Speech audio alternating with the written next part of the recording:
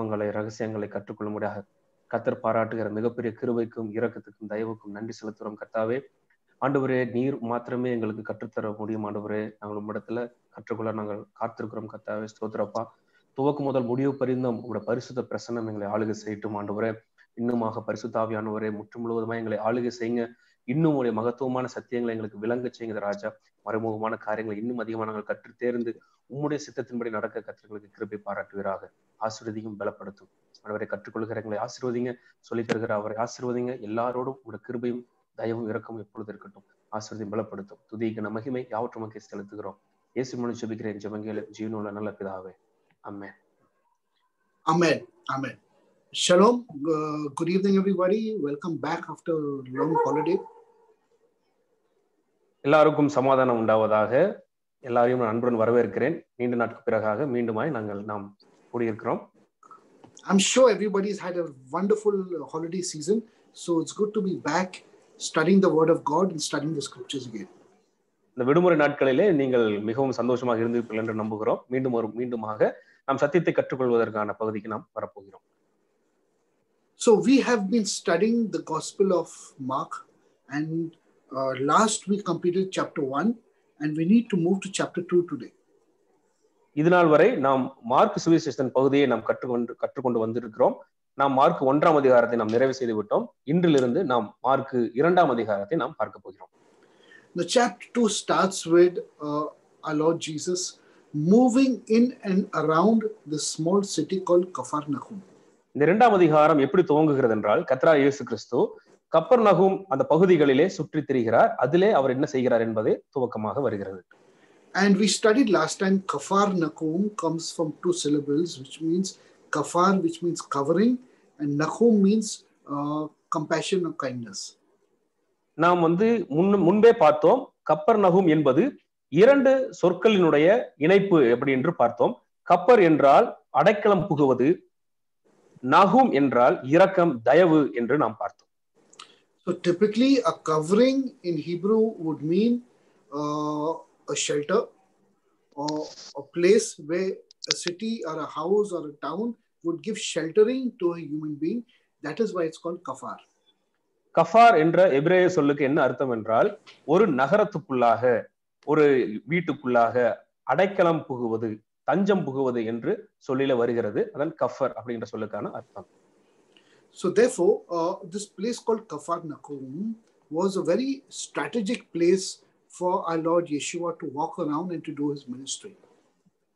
இந்த கப்பர்நகூம் என்கிற ஸ்தலத்தை, அந்த இடத்தை கர்த்தராகிய தேவன் திட்டவட்டமாக தெளிவாக அந்த இடத்தை தெரிவு செய்து அதன் மூலமாக அந்த இடத்திலே சுற்றி தெரிந்து அவர் அந்த அற்புத அடையாளங்களை செய்கிறவராக அந்த இடத்துல காணப்பட்டார். Even today, if you do go to Israel and you visit the Galilee and you visit this place called Capharnaum, it's a small town, you will see what an important place it is. இன்றும் நீங்கள் அந்த கலிலேய பகுதிக்கு, இந்த கப்பர்நகூம் பகுதிக்கு எல்லாம் நீங்கள் செல்வீர்கள் என்றால் அது எவ்வளவு முக்கியத்துவம் வாய்ந்த ஒரு நகரம் என்பது உங்களுக்கு விளங்கும். It's very close to the city called Tiberias, Bethsaida, and the Gadarenes. It's all on the coastlines of the Galilee, and it's a very, very beautiful place. கலிலேய பகுதியிலே இந்த திபேரியு, பெத்சாயிதா இந்த பட்டணங்கள் எல்லாம் கடற்கரை ஓரமாக வருகிற பட்டணங்களாக இருக்கிறது. அதில் ஒன்றுதான் இந்த கப்பர்நகூம் பட்டணமும் வருகிறது.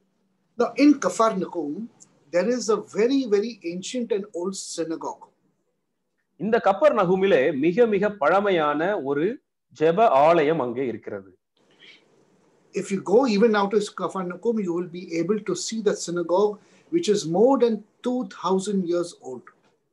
இன்றும் நீங்கள் கப்பர்நகூம் பகுதிக்கு சென்று அந்த ஜெபாலயத்தை நீங்கள் பார்ப்பீர்கள் என்றால் அது 2000 வருடங்களுக்கும் மேலாக பழமை வாய்ந்ததாக அது இன்றும் அங்கே இருக்கிறது.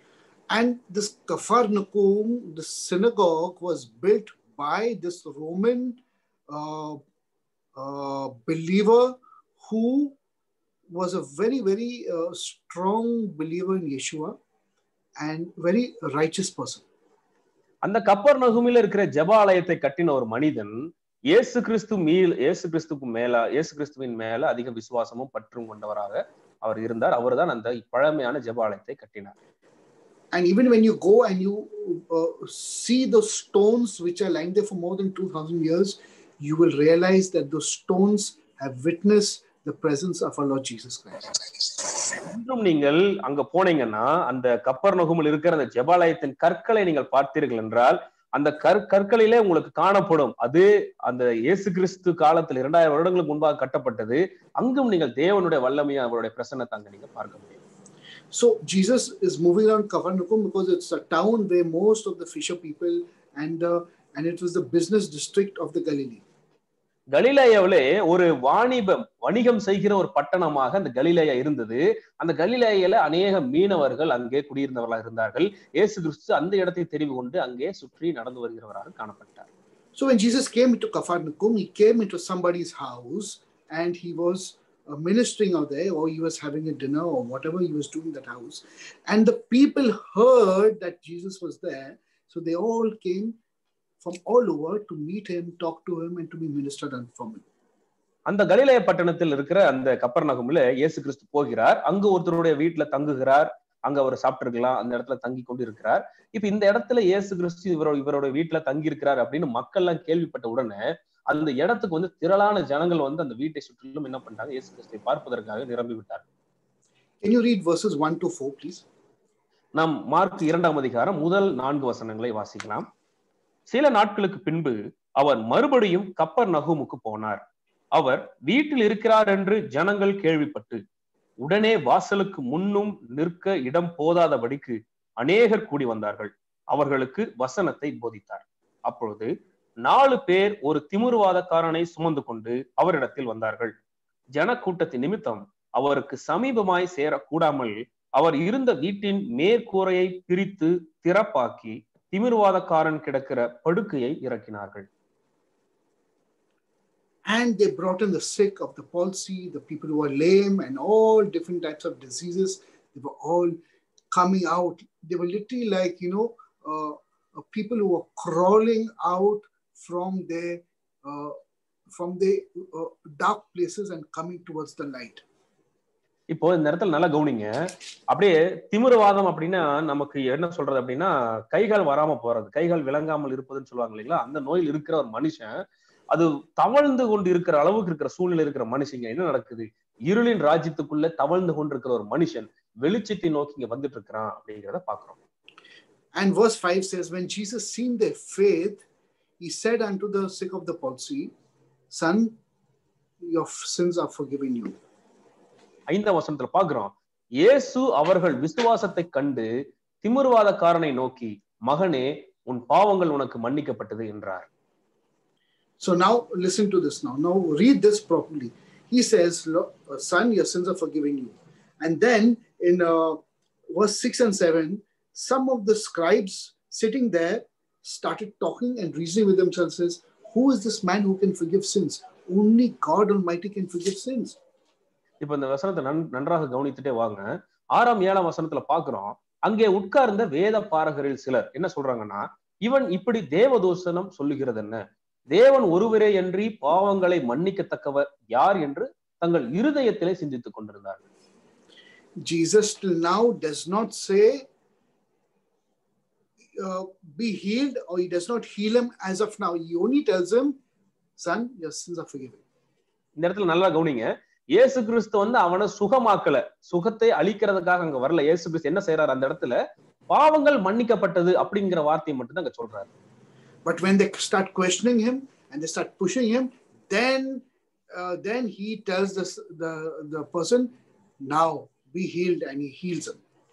இப்போ இவங்களுடைய இருதயத்துல இந்த மாதிரியான ஒரு விஷயங்களை சிந்திச்சாங்கிறது இயேசு கிறிஸ்து தெரிஞ்சதுக்கு அப்புறம் என்ன சொல்றாரு, நீ வந்து சுகமடைவாயாக, நீ உன் படுக்கை எடுத்துக்கொண்டு நட அப்படிங்கறத சொல்றாரு.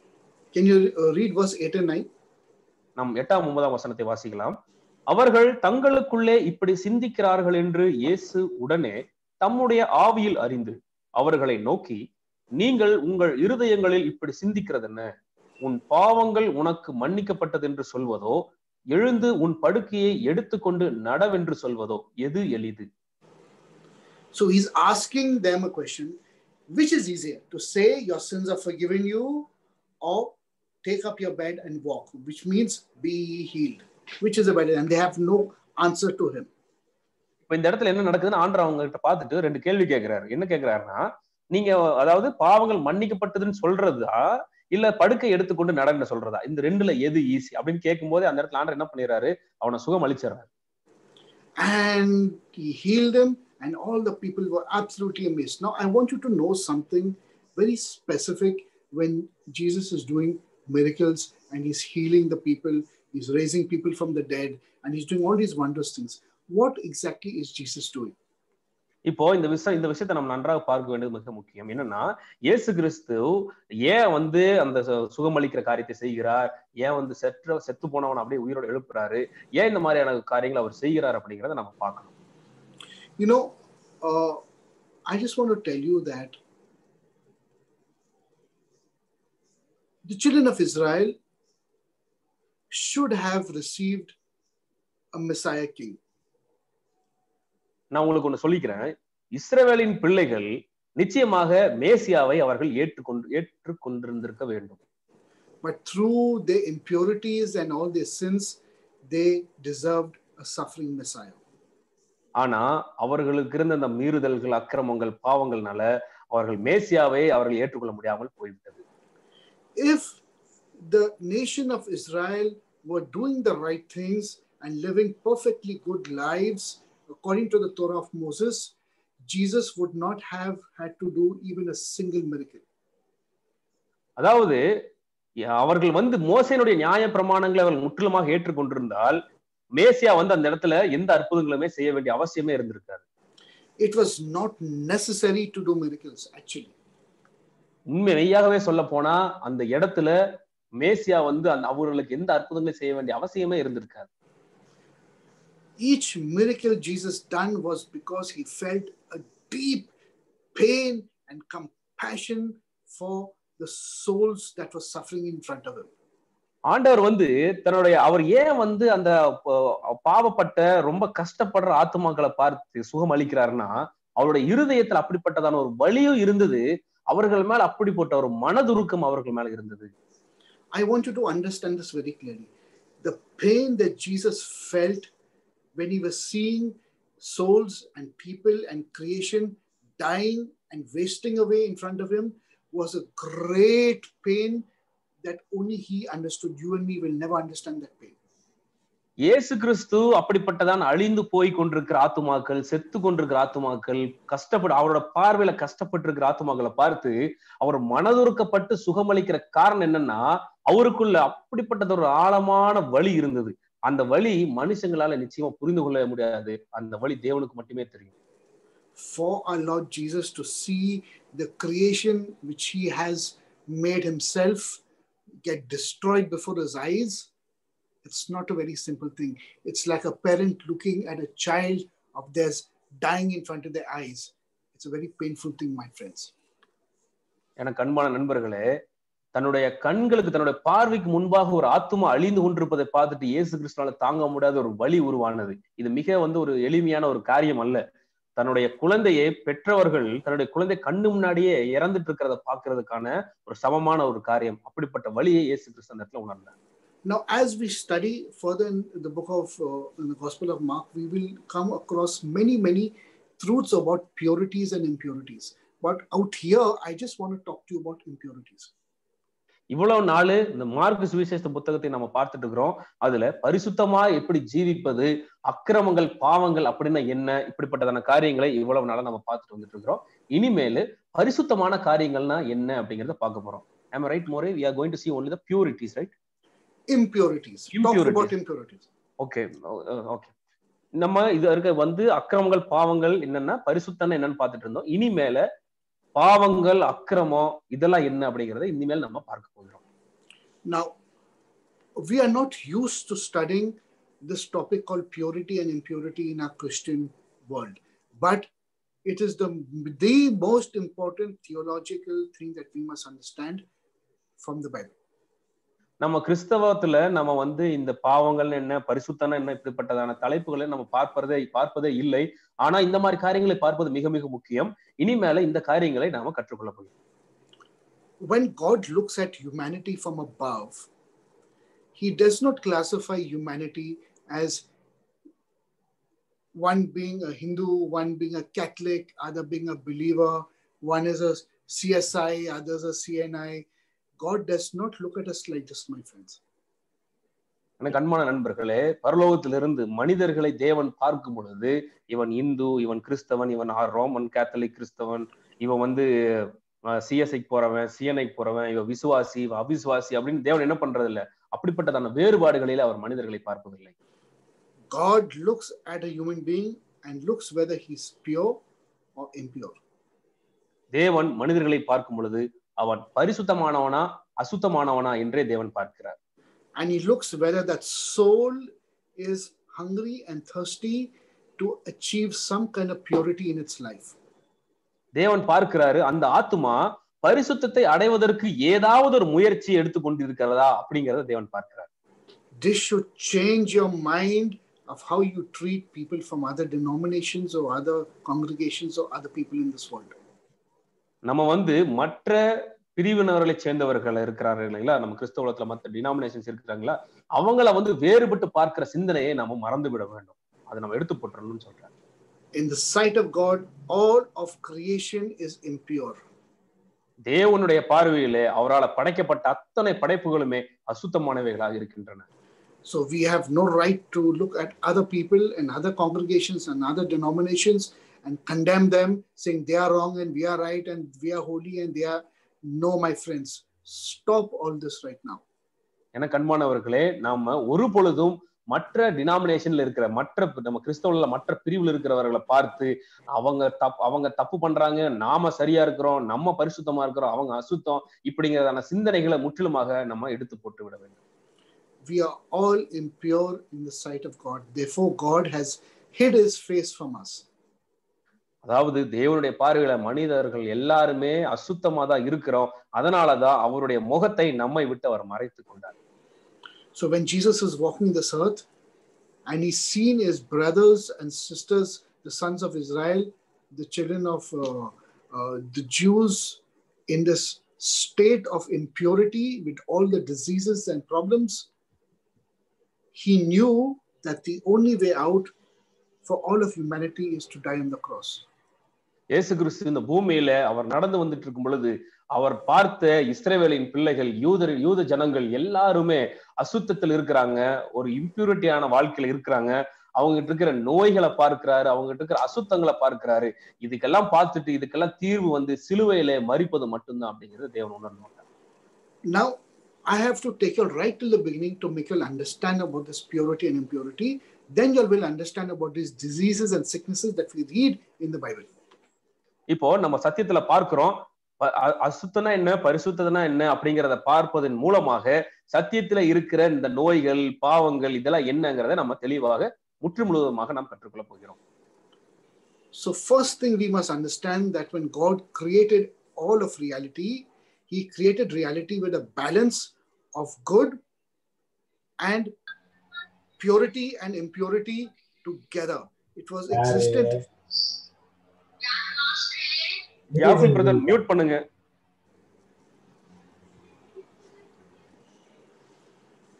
Yes, more. Please come again, more. Yeah. When God created all of creation, inside creation, he created the purity and the impurity also. தேவன் மனிதர்களை எல்லாவற்றையும் படைக்கும் பொழுது அவர் வந்து அசுத்தமானதையும் பரிசுத்தமானதையும் சரிசமமாக அவர் படைக்கிறார். God says in the book of Isaiah, I create the good and the evil. I create the light and the darkness. So even the good and the evil both are under the control of Almighty God.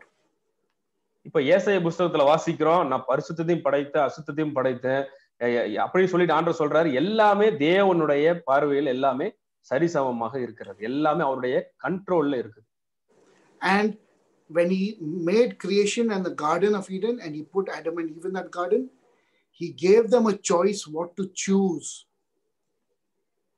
Eden தோட்டத்திலே ஆதாமையும் ஏவாளையும் தேவன் வைக்கும் பொழுது அவர் எதை அவர்களை தெரிந்து கொள்ள வேண்டும் என்று அவர்களிடத்தில் விட்டு விட்டார்.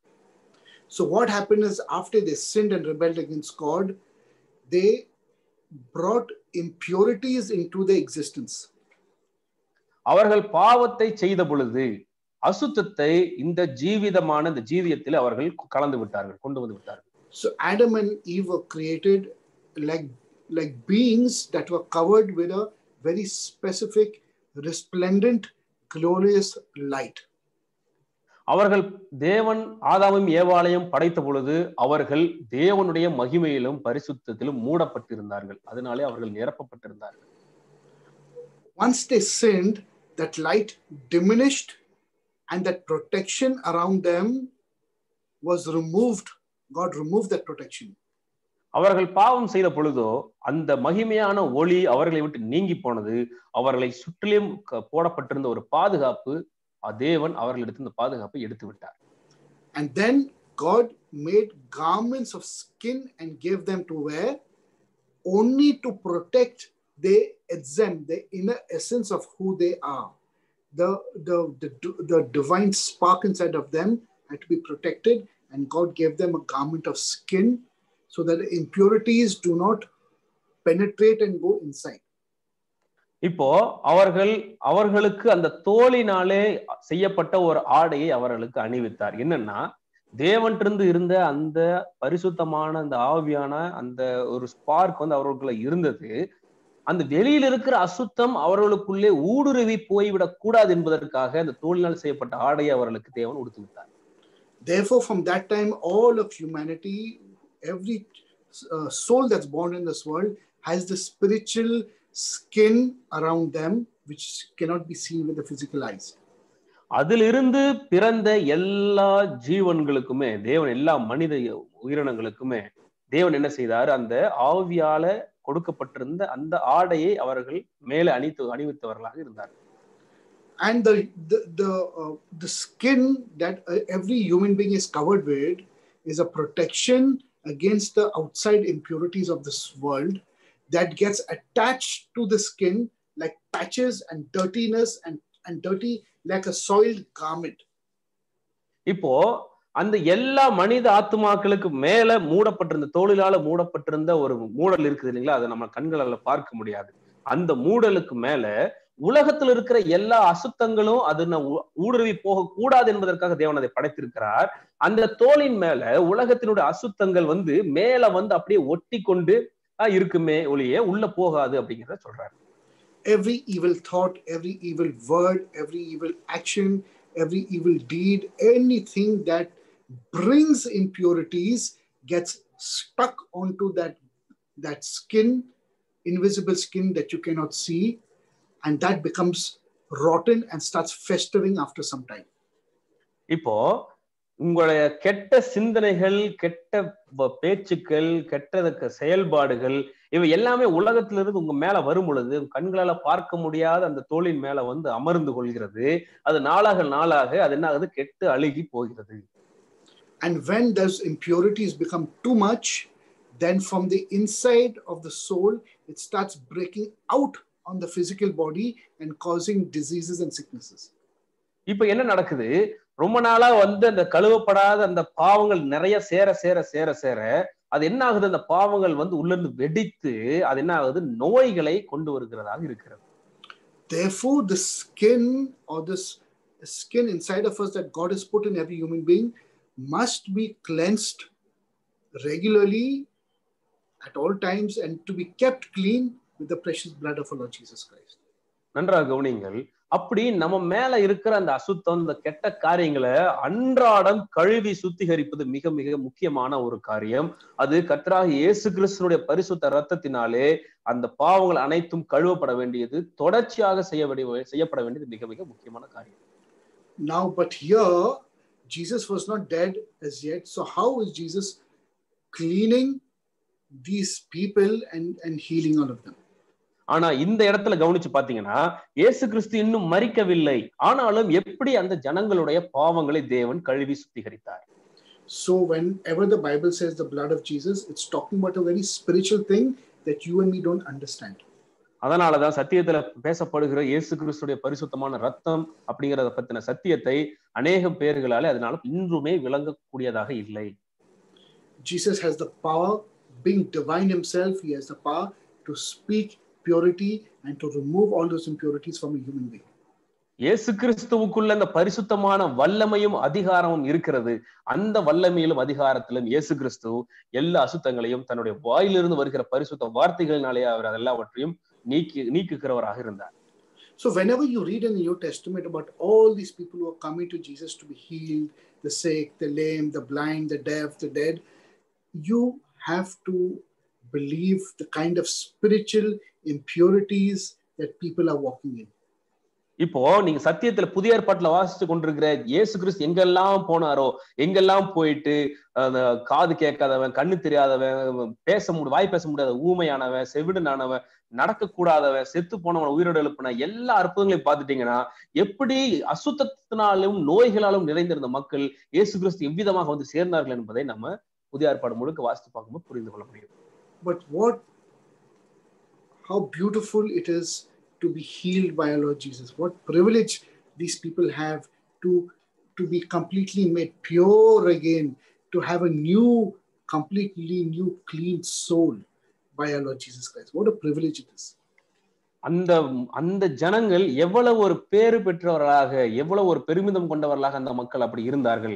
இயேசு கிறிஸ்துவினாலேயே அவர்கள் முற்றிலுமாக பரிசுத்தமாக்கப்பட்டு ஒரு புதிய பரிசுத்தமாக்கப்பட்ட ஆவியோடு அவர்கள் வாழ்ந்தார்கள். ஒரு புதிய ஜீவனை கொண்டவர்களாக அவர்கள் இயேசு கிறிஸ்து மூலமாகவே அவர்கள் இந்த சுகத்தை பெற்றுக் கொண்டவர்களாக இருந்தார்கள்.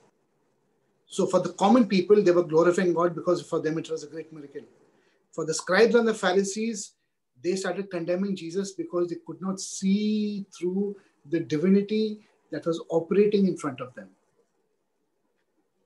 சாதாரண மக்கள் அந்த சுகத்தை பெற்றுக்கொண்டு தேவனை மிகவும் மகிமைப்படுத்தி அவர்கள் தேவனை துதித்தார்கள்.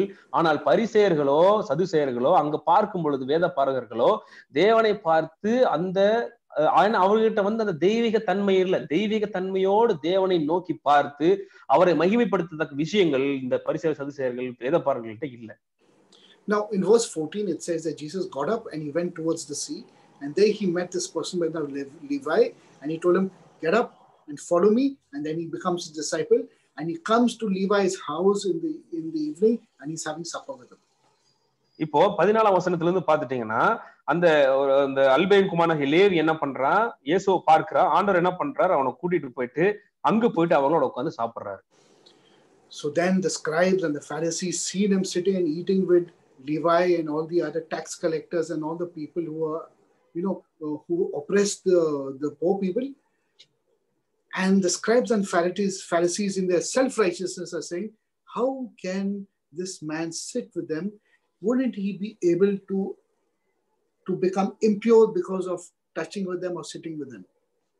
இப்ப என்ன நடக்குது, அவர்களோட உட்கார்ந்து சாப்பிட்டுட்டு இருக்கிறத பரிசேயரும் வேத பாரகரும் பாக்குறாங்க.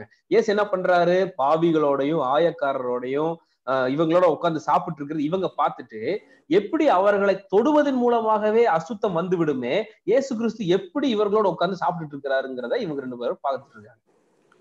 But God has made something very fabulous in creation. ஆனா நல்லா கவனிங்க, தேவன் தான் படைத்த சிருஷ்டிகளிலே மிக உன்னதமான சிருஷ்டிப்பை தேவன் படைத்து வைத்திருக்கிறார். When there is a concentrate of something, it will absorb something into it. அதாவது ஒரு பொருளுக்கு அதிகமான சக்தி இருக்கிறது என்றால் அது மற்ற பொருள்களையும் தன்னோட இழுத்து கிரகித்துக் கொள்ளும். You take a dried raisin or a grape, it is a very complex and condensed state that is in. If you drop it into water, it will not leave its essence. It will pull water into it. இப்போ நல்ல பழுத்த நல்ல ஒரு திராட்சை பழத்தை எடுத்து அதை நீங்க தண்ணி மேல புழிஞ்சு ஒரு சொட்டு விட்டீங்கன்னா அது தண்ணியோட கலந்துராது, மற்ற தண்ணியும் அப்படியே தன்னிடத்துல ஈர்த்து கொள்ளக்கூடியதாக அது இருக்கும். So Jesus was like this dried raisin in the grape, that wherever he went, he was pulling all things to him. இயேசு கிறிஸ்து அப்படிப்பட்டதான திராட்சை பழமாக இந்த இடத்துல இருந்தார். அவர் எங்கெல்லாம் போனாரோ மக்களை தன் பக்கத்துல இழுத்து கிரகித்துக் கொள்ளுகிறவராக இயேசு கிறிஸ்து அந்த காலத்திலே வாழ்ந்தார். There is a reason why he is called the Lamb of God and he is called the Passover Lamb. நல்லா கவனிச்சுக்கணும், அவர் ஏன் அவரு பஸ்காவின் ஆட்டுக்குட்டி, தேவனுடைய ஆட்டுக்குட்டின்னு ஏன் அவர் அழைக்கப்படுறார் என்பதை நாம் பார்க்கிறோம். Do you know the Passover lamb which is mentioned in the book of Leviticus and in the book of Deuteronomy is not a sin sacrifice. லேவியராகமத்திலையும் உபாகமத்திலையும் நீங்க பார்க்கிற அந்த பஸ்காவின் ஆட்டுக்குட்டி வந்து பாவத்துக்கு அடிக்கப்படுற ஒரு ஆட்டுக்குட்டி அல்ல. So if Jesus is my Passover lamb and your Passover lamb, and if the Passover is not a sin sacrifice, how can Jesus be taking away our sins? இப்போ பஸ்கா ஆட்டுக்குட்டிங்கிறது பாவத்தைக்கு போக செய்வதற்காக பலி செலுத்தப்படுற ஒரு ஆட்டுக்குட்டி அல்ல. ஆனாலும் இயேசு கிறிஸ்து எப்படி பஸ்கா ஆட்டுக்குட்டி, தேவ ஆட்டுக்குட்டி என்று அழைக்கப்படுகிறார்? எப்படி அவரால் அந்த பாவங்களை நிவர்த்தி செய்ய முடிந்தது? As I explained to you, the divinity in Jesus was so great that he is able to absorb all the impurities of creation and dissolve it and convert it into goodness and give it back to you. இயேசு கிறிஸ்து மிக மிக தெய்வீக தன்மையுடையவராக இருந்தார். அவர் உலகத்தில் இருக்கிற எல்லா மனிதர்களுடைய அசுத்தத்தையும் தன் பக்கமாக இழுத்து கிரகித்து அதை மீண்டுமாக பரிசுத்த நிலைக்கு அவர்களை கொண்டு சேர்க்கக்கூடியதாக ஒரு தெய்வீக தன்மை கொண்டவராக இயேசு கிறிஸ்து இருந்தார். The power of the Passover lamb is to absorb all the impurities of creation and to change it into purity. அந்த பஸ்கா ஆட்டுக்குட்டியினுடைய ஒரு கடமையாக ஒரு பணி என்னவாக இருந்தது என்றால், உலகத்தில் இருக்கிற எல்லா மனுஷங்களுடைய அசுத்தத்தையும் தன் பக்கம் எடுத்துக்கொண்டு அவர்களை புதிதாக்கப்பட்ட பரிசுத்தமாக்கப்பட்ட ஒரு ஜனமாக திரும்பவுமாக அளிப்பதாக கூடியதாக இருந்தது. And by that process he is able to rectify all of creation and bring it back into purity and lift it back to the Father in purity. அதனாலதான் எல்லா மனுஷனுடைய பாவத்தையும் சுத்திகரித்து திரும்பவுமாக ஒப்புரவாக்கப்பட்ட ஒரு நிலைக்கு கொண்டு வந்து அதை பரத்துக்கு எடுத்துக் கொள்ளப்பட்டு பரலோகத்திலே தேவன் அந்த உன்னத ஸ்தானங்களிலே அமரச் செய்கிறவராக இயேசு கிறிஸ்து இருந்தார். This role has got nothing to do with the part of forgive sin. Can you come again, More? This role of absorbing impurity has got nothing to do with the role of forgiving sin. இப்போ இந்த பாவத்தை ஈர்த்து பரிசுத்தமாக திருப்பி தருகிற இந்த செயல்பாட்டுக்கும் பாவத்தை மன்னிக்கிற செயல்பாட்டுக்கும் எந்த ஒரு சம்பந்தமும் இல்லை. இது வேற அது வேற. God can forgive you and Jesus can forgive you for all your sins, but you can still be impure and sick in your body and you can still be the best friend of God. Can you come again, More? God can forgive you of all your sins, but he will still remain sick and impure in your flesh and in your body because Jesus would not have removed all impurities. He would have forgiven you, but he would let the impurities be. இப்போ இயேசு கிறிஸ்துனால உங்களுடைய பாவங்களை இயேசு கிறிஸ்துனால மன்னிக்க முடியும். ஆனாலும் நோய்களிலும் அசுத்தத்திலையும் உங்களை ஜீவிக்க அவர் விட்டு விடுவார். உங்களிடத்தில் அவர் அவர்கள் பாவங்களை மன்னித்து கொடுத்தாலுமே அந்த அசுத்தமும் அந்த நோயும் நம்மிடத்திலே தொடர்ந்து கொண்டேதான் இருக்கிறது. All of us, if we have asked for forgiveness, God has forgiven us, Jesus has forgiven us. But he has allowed the impurities to remain in our flesh because it has been ordained of God that his body must die and see and go back to the earth. இப்போ நம்மை தேவன் நம்ம மன்னிப்பு கேட்கிறோம் என்றால் கர்த்தராகிய தேவன் என்ன பண்ண, இயேசு கிறிஸ்து என்ன பண்ண, நம்முடைய பாவங்களை மன்னித்து விடுகிறார். ஆனா நம்முடைய அந்த மாம்சத்துல இருக்கிற அந்த அசுத்தங்கள், அந்த கெட்ட விஷயங்கள், அந்த நோய்கள் நமக்குள்ளேதான் இருக்குது.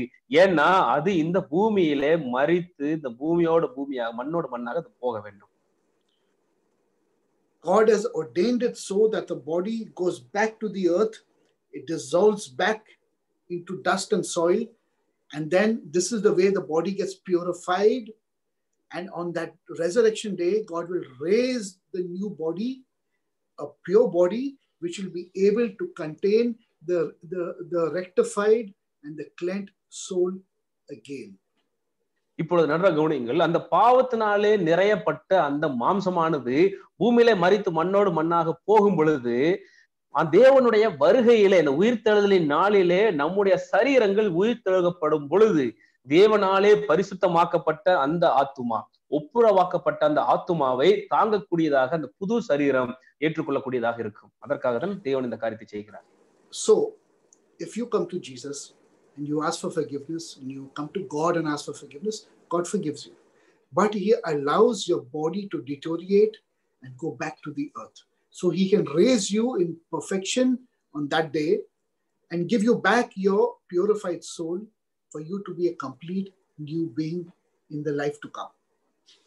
ஓகே, நன்றாக கவனியுங்கள். இப்போ நமக்கு வரக்கூடிய ஒரு புது வாழ்க்கை, புதுமையான ஒரு ஜீவனுக்குள்ள போவதற்காக தேவன் என்ன செய்கிறார்? நம்முடைய பாவங்களை முற்று முழுவதுமாக மன்னித்து விடுகிறார். ஆனால் நம்முடைய சரீரம் மண்ணோடு மண்ணாக போகும் பொழுது அந்த ஒப்புரவாக்கப்பட்ட புதிய ஆத்துமா அந்த புதிய சரீரத்தினுடைய பூரணமாக்கப்பட்ட சரீரமாக அது உயிர் தெழுதும் பொழுது தேவனுடைய புதிய ஜீவனுக்குள்ளே நம்மை கொண்டு சேர்க்கும் பொழுது அது பூரணமானதாக இருக்கும். On conditions that you have come to our Lord Jesus, you are a believer and you are saved and you're born again.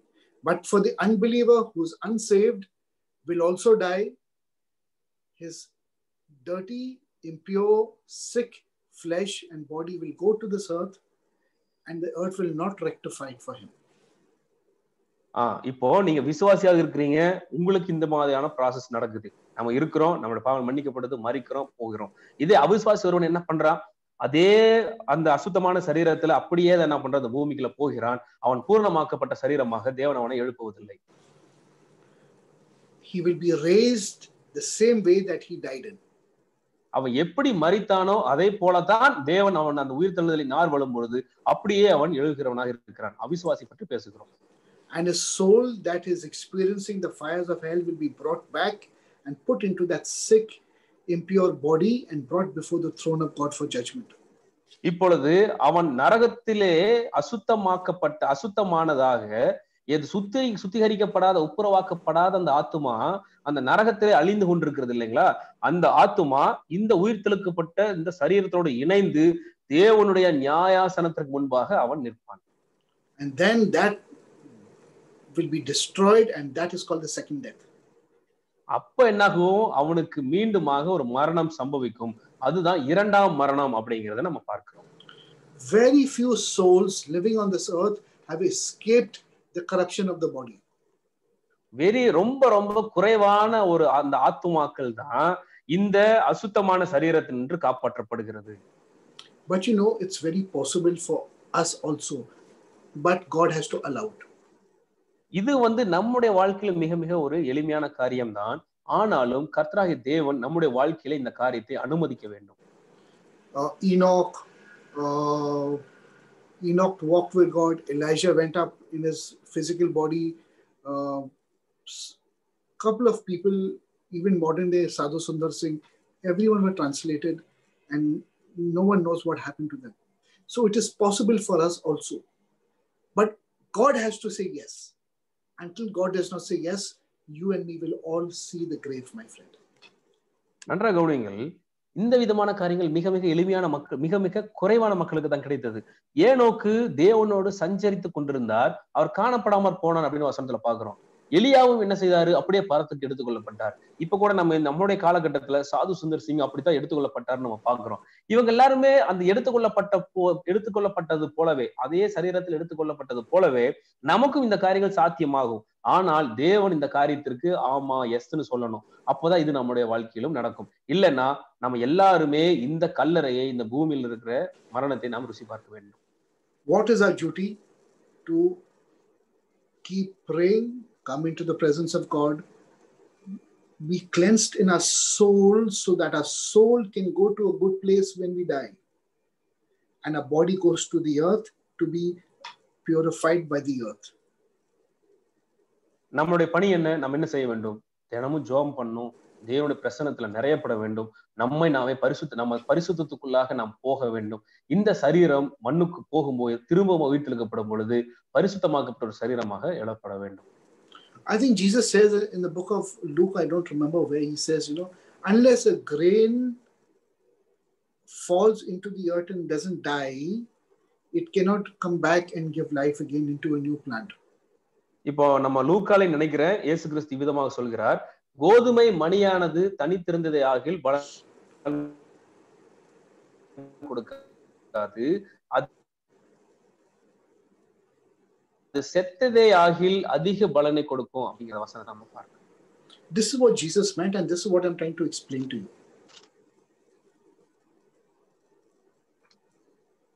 இதுதான் இயேசு கிறிஸ்து அந்த சூழ்நிலையில அவர் அந்த காரியத்தை தான் குறித்தவராக இருந்தார். அதை தான் நான் உங்களுக்கு விளக்கி காண்பித்துக் கொண்டிருக்கிறேன்.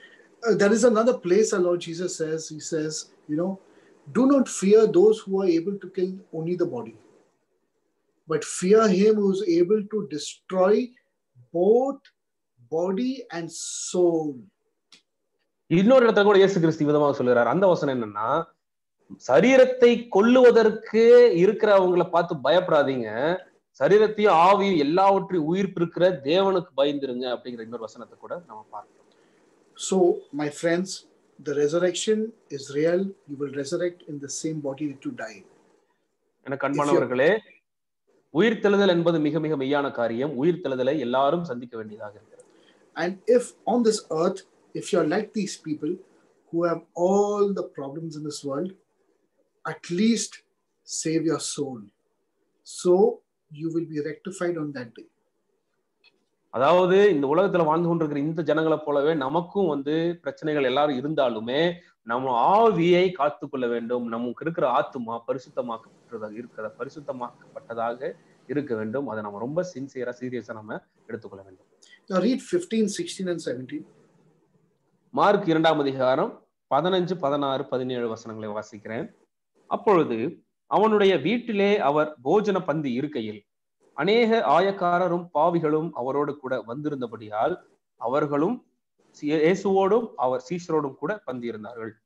அவர் ஆயக்காரரோடும் பாவிகளோடும் போஜனம் பண்ணுகிறதை வேத பாரகரும் பரிசேயரும் கண்டு அவருடைய சீஷரை நோக்கி, அவர் ஆயக்காரரோடும் பாவிகளோடும் போஜனமானம் பண்ணுகிறது என்னவென்று கேட்டார்கள்.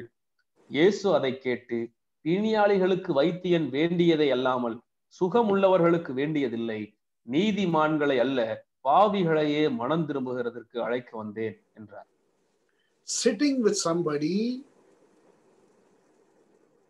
and you see the scribes and Pharisees were very learned in all these things about purity and impurity, and they took things to a different level of understanding. இப்போ வேத பாரகரும் பரிசேயர்களுக்கும் பரிசுத்தனா என்ன அசுத்தனா என்னங்கிற முழு சிந்தையும் அவர்களுக்கு முழு விஷயத்தை அவர்கள் அறிந்து கொண்டார்கள். ஆனால் அது வேறு விதமாக அவர்கள் புரிந்து வைத்திருந்தார்கள். By having so much of knowledge, they started having a lot of pride and pushing away the common people and not teaching them also to rectify themselves. அவர்கள் மிதமிஞ்சி படித்ததனாலேயே அவர்கள் என்ன பண்றாங்க, அவர்களுக்குள்ள ஒரு பெருமை சிந்தை வந்தது. மற்றவர்களை சாதாரண மக்களை புறக்கணித்தார்கள். அது மட்டும் பண்ணல, தான் கற்றுக்கொண்டது என்ன அப்படின்னு அவர்களுக்கு சொல்லி கொடுக்காமலேயே விட்டு விட்டார்கள். So they became self-righteous and they thought that they were pure and holy, but from inside they were not getting their souls clean. They were just as good as the other people who also were unclean.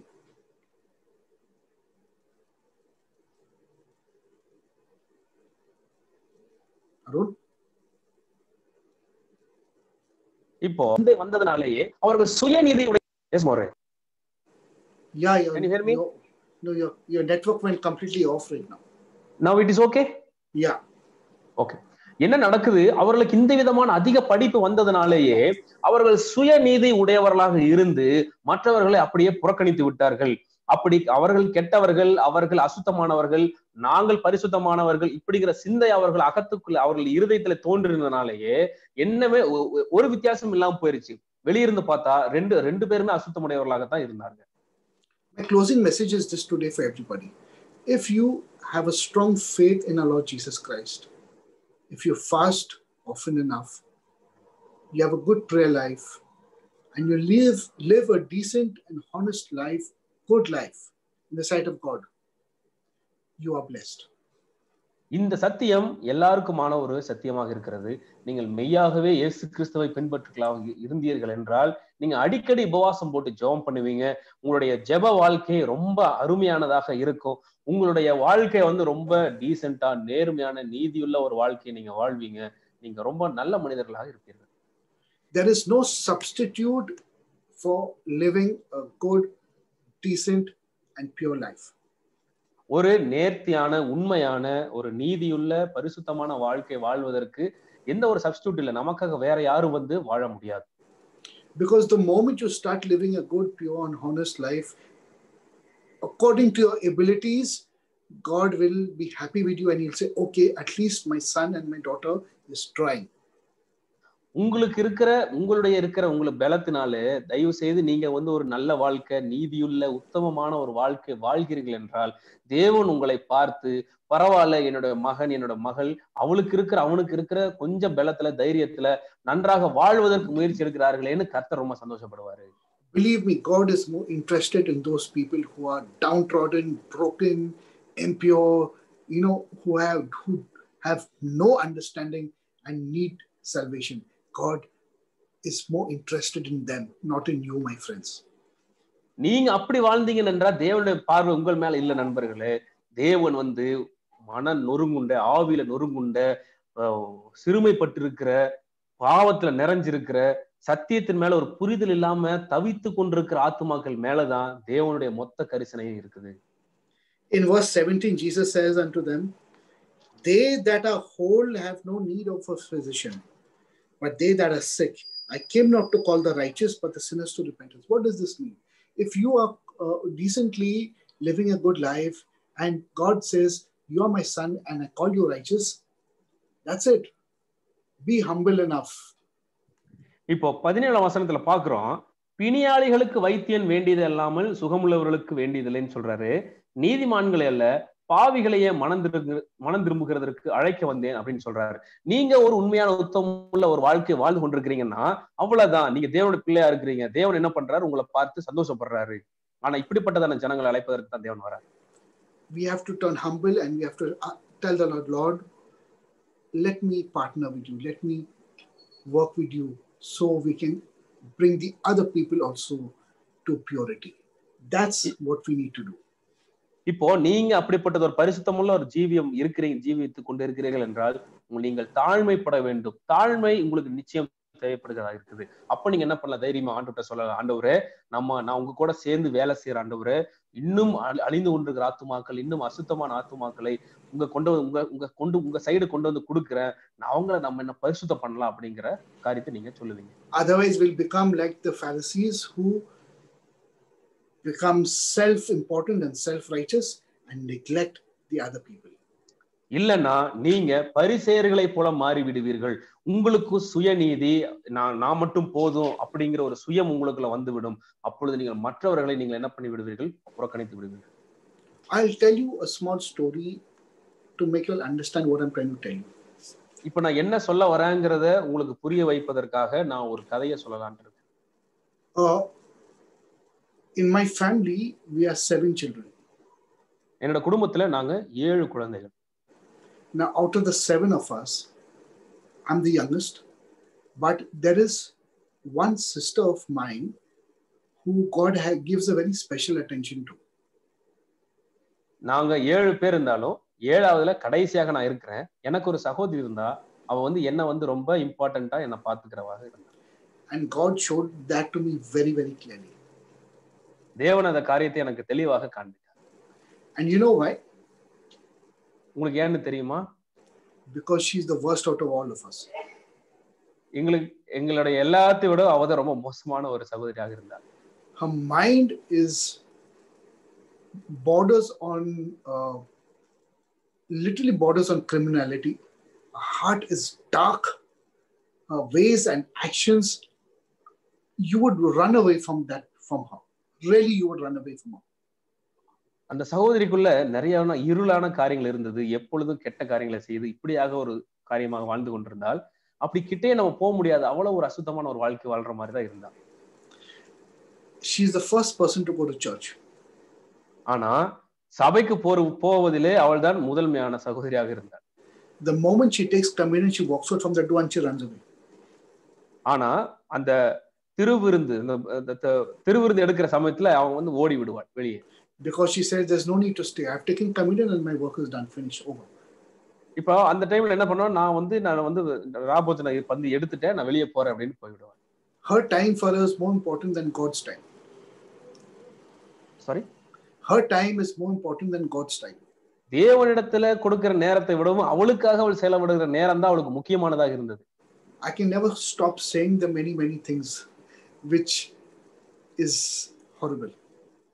நான் இன்னும் சொல்ல போனா நிறைய காரியம் சொல்லலாம். அவங்க செய்யற காரியங்கள் ரொம்ப மோசமானதாக இருந்துச்சு. So one day I was sitting at home, I was reading my Bible, and she came to visit us that day. நான் வந்து உட்கார்ந்து என்னோட அறையில நான் பைபிள் படிச்சிட்டு இருந்தேன். அவ என் கிட்ட வந்து என்ன பார்க்கறதுக்காக வந்தா. And she came and she asked me something from the Bible. என்கிட்ட வந்துட்டு சத்தியத்திலிருந்து எனக்கு ஏதாவது ஒன்று சொல்லு அப்படின்னு சொல்லிட்டு அவங்க கேட்டாங்க. And I was very shocked. I don't even remember what it was now. எனக்கு வந்து ரொம்ப ஒரு அதிர்ச்சிகரமானதாக இருந்தது. ஆனா என்ன சொன்னேன்னு எனக்கு தெரியல. அது ஞாபகம் இல்ல. And the moment I started answering her, something very spiritual happened to me. அப்போ அந்த கேட்ட கேள்விக்கு நான் பதில் சொல்லிட்டு இருக்கும் பொழுது எனக்கு தெரியாமலேயே நான் ஆவிக்குள்ளாக இருப்பதை நான் உணர்ந்தேன். All I remember was I was talking to her about forgiveness. நான் ஒரே ஒரு விஷயம் தான் எனக்கு ஞாபகம் இருக்குது. நான் அவட்ட பேசிட்டு இருந்த காரியம் எல்லாமே மன்னிப்பை குறித்ததான காரியத்தை பேசிட்டு இருந்தேன். The Bible was in my hand and I was talking to her, and suddenly my vision became completely dark, and I felt like as if I was in a vacuum cleaner. I was pulled into this dark place, like such a dark, just like into a dark place. It happened in 1 second. இப்போ நான் சத்தியத்தை பத்தி சொல்லிட்டு இருக்கும் பொழுது ஒரு நொடியில் என்ன நடந்துச்சு அப்படின்னா, நான் முற்றிலுமாக வெறுமையாக்கப்பட்டவனாக இருந்தேன். என்னுடைய சிந்தை முழுவதும் அப்படியே திடீர்னு ஒரு இருள் சூழ்ந்தது போல நான் காணப்பட்டது. முற்றிலுமாக ஒரு வேக்கம் என்ன வந்து சூழ்ந்தது போல இருந்தது. My full consciousness, everything went into this dark place, and at that point when I touched that dark place, it was completely black. I heard the voice of God and it was crying. இப்போ என்னுடைய சிந்தை முழுவதும் அப்படியே ஒரு சுய நினைவே இல்லாம போயிட்டேன். ஒரு இருளை பார்த்து கொண்டிருக்கிறேன். இருள் மட்டும்தான் இருக்குது. அந்த இடத்துல ஒரு மெல்லிய ஒரு சத்தத்தை கேட்டுட்டு இருக்கேன். அது என்ன சத்தம்னா தேவன் அழுது கொண்டிருக்கிறார்.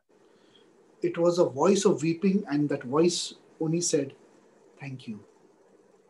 அது அந்த சத்தம் ரொம்ப ஒரு ஏக்கமுடையதாக இருந்தது. தொண்டையிலிருந்து பேசக்கூடியதாக இருந்தது. அது அழுதுட்டே ஒரு சொல்ற சத்தத்தை கேட்டேன். அது என்ன அப்படின்னா, தேங்க்யூ, நன்றி அப்படிங்கிற ஒரு சத்தத்தை நான் கேட்டேன். This happened in a split of a second, in half a second. It just happened to me like this. அது வந்து ஒரு நொடிக்கும் குறைவான டைம்ல ஒரு நொடியில அப்படி டக்குன்னு என்ன நினைச்சு இந்த சம்பவம் எனக்கு நடந்துச்சு. And I looked at her like this and I said, then I realized that no matter how bad a person is, God is watching and God is looking. He is in charge and he's in control. Praise God for that. இப்போ என்ன நடக்குதுன்னா, அந்த டைம்ல நான் கண்ணை திறந்து பார்த்தேன்.